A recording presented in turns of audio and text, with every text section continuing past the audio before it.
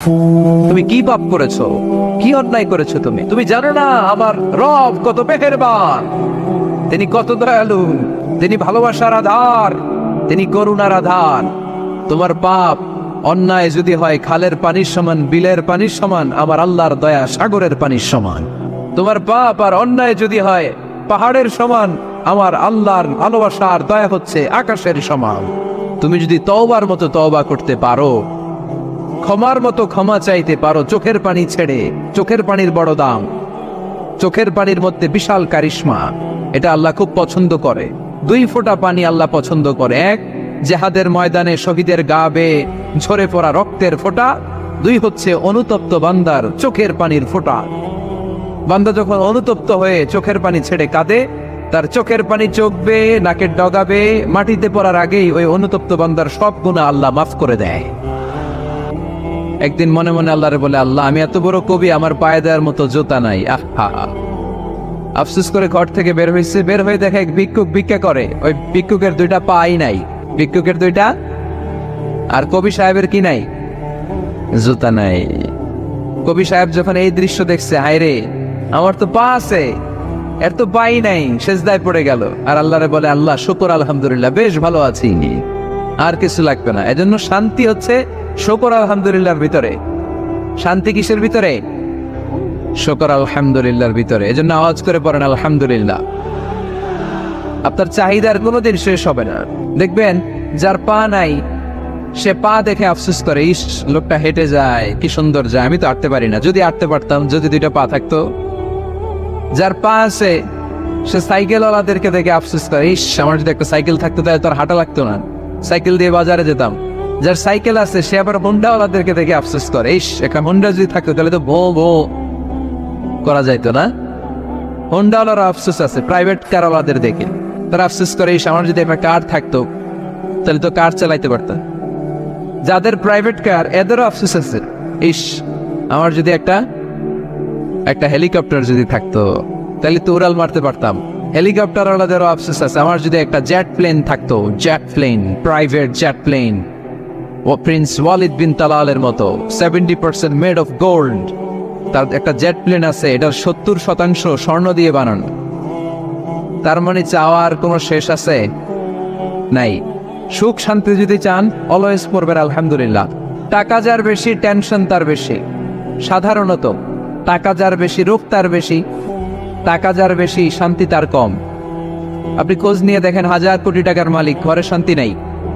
স্ত্রীর সাথে মনোমালিন্য, স্ত্রী যায় একদিকে, উনি যায় আরেকদিকে, পোলায় কই যায় পোলায় নিজেও জানে না, মেয়ের অবস্থা খারাপ, আরেক ছেলের সাথে হাঁটে। তো এই হচ্ছে এদের লাইফস্টাইল। সবাই না, আল্লাহ যা তারা ভিন্ন। রাতে এদের ঘুম হয় না, অনেকগুলো ঘুমের ট্যাবলেট খেয়ে ঘুমাতে হয়, ঘুম আসে না। কিন্তু রিক্সাওয়ালা, কুলিওয়ালা, দিনমজুর, এদের রোগ বালাই আছে? কথা বলেন। খাওয়ার সমস্যা আছে, ঘুমের সমস্যা আছে, শুইলেই ঘুম আসে, যেখানে রাইত ওইখানেই ঘুমাইতে দেরি, নাক ডাকতে দেরি হয় না, ওর নাকের ডাকের আওয়াজে ট্রাকের ইঞ্জিনও ফেল।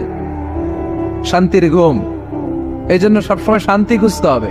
শান্তি দেওয়ার মালিককে আল্লাহ, তুমি এই দেশটাকে শান্তিময় করো। আসুন আমরা সরাসরি কোরআন থেকে শুনি, কারণ কোরআন থেকে শুনলে বরকত বেশি না কম? আরো জোরে বলেন, বেশি না কম? এটা এমন একটা কিতাব যে কিতাবে কোনো ভুল নাই। আছে সন্দেহ? আছে সংশয়? আছে? মুত্তাকিনদের জন্য এই বইটারে হেদায়েতের কিতাব করে নাজিল করলো কে? যালিকাল কিতাবু লা রাইবা ফি হুদাল লিল মুত্তাকিন।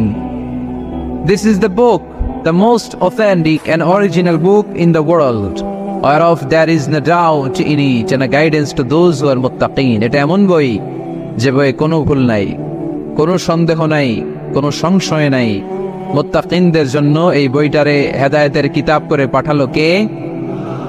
আবার আল্লাহ বলেন, কিতাবুন আনজালনাহু ইলাইকা লিতুখরিজান নাসা মিনায-যুলুমাতি ইলান-নূর।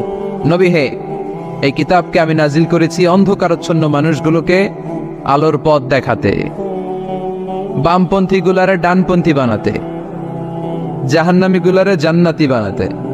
এই কিতাব যদি কেউ পড়ে, সে মানুষের মতো মানুষ হয়। ওই মানুষ কখনো অন্যায় করে না। এই কিতাব যে পড়ে এবং মানে, এই কিতাবের শিক্ষাকে যে নিজের মধ্যে ধারণ করে, সে কখনো মিথ্যা বলে না, মা বাবার সাথে বেয়াদবি করে না। ওই আলোকিত মানুষটা কখনো টেন্ডারবাজি করে না, চাঁদাবাজি করে না, দুর্নীতিতে চ্যাম্পিয়ন হয় না, ক্যাসিনো ব্যবসায় নামে না। এই কোরআন যারা বুকে ধারণ করে এরা কোনোদিন পেঁয়াজের দাম বাড়ায় না। জোরে বলেন ঠিক কিনা? এরা কখনো তাদের কোনো কাজে জনমানুষের ক্ষতি করে না। এরা সবসময় কল্যাণের পক্ষে, এরা মানবতার পক্ষে। এরাই হচ্ছে আলোকিত মানুষ, ঠিক কিনা? মানুষ হওয়া পৃথিবীতে বড় কঠিন। খালি চোখে যা দেখেন এগুলো মানুষ না, এগুলো জনসংখ্যা। এজন্য বলা হয় বাড়ছে জনসংখ্যা, কমছে মানুষ। বাড়তেছে কি, কমতেছে কি? মানুষ। গরুর পেট থেকে বেরোলেই ওটা গরু হয়ে যায়, ছাগলের পেট থেকে বেরোলেই ওইটা ছাগল হয়ে যায়, মুরগির পেট থেকে বেরোলেই ওটা মুরগি। কিন্তু মানুষের পেট থেকে বেরোলেই ওটা মানুষ হয় না, ওটার মানুষ বানাইতে হয়। আবার গরুকে কেউ কোনোদিন বলে না এই তুই গরুর মতো গরু হ, আপনারাও বলেন না। ছাগলকে কেউ কোনোদিন বলছে এই তুই ছাগলের মতো ছাগল হও। কিন্তু মানুষকে বলা হয় তুমি মানুষের মতো মানুষ হও। কোরআন পড়লে মানুষের মতো মানুষ হওয়া যায়, ঠিক কিনা? এই দুনিয়া এখন তো সেই দুনিয়া নাই, মানুষ নামের মানুষ আছে দুনিয়া বোঝায়, সেই মানুষের ভিড়ে আমার আসল মানুষ নাই, ঠিক কিনা? আসল মানুষের বড় অভাব। মানুষের মতো মানুষ খুঁজে পাওয়া দুষ্কর। এই কোরআন এসেছে আমাদেরকে মানুষের মতো মানুষ বানাতে। এজন্য এই কোরআন থেকে শুনলে লাভ না লস, কোরআনের সাথে আমাদের সম্পর্ক বাড়াতে হবে। প্রতিদিন কোরআন তেলাওয়াত করতে হবে। আপনারা করেন? হ্যাঁ, আজকে করছেন কারা কারা দেখি? মাশাআল্লাহ, মাশাআল্লাহ, হাত নামান। প্রতিদিন যেন আমরা পড়ি, আর যারা এখনো শিখতে পারি নাই তারা যেন শিখে নেই। কোরআন পড়া যেমনি সওয়াবের, কোরআন শোনাও তেমনি সওয়াবের, ঠিক কিনা? কোরআন শুনলে রহমত নাজিল করে কে? وَإِذَا قُرِئَ الْقُرْآنُ فَاسْتَمِعُوا لَهُ وَأَنصِتُوا لَعَلَّكُمْ تُرْحَمُونَ। যখন কোরআনের তেলাওয়াত করা হয় মনোযোগ দিয়ে শোনো, তোমাদের উপর রহমত নাজিল করবে কে? এজন্য কোরআন পড়া, কোরআন শোনা সবটাই জরুরি। আমরা যেন কোরআনের সাথে আরো বেশি সম্পর্ক গাঢ় করতে পারি, কোরআনকে যেন আমরা আমাদের বন্ধু বানাতে পারি। আল্লাহ তুমি তৌফিক দাও। আর জোরে পড়েন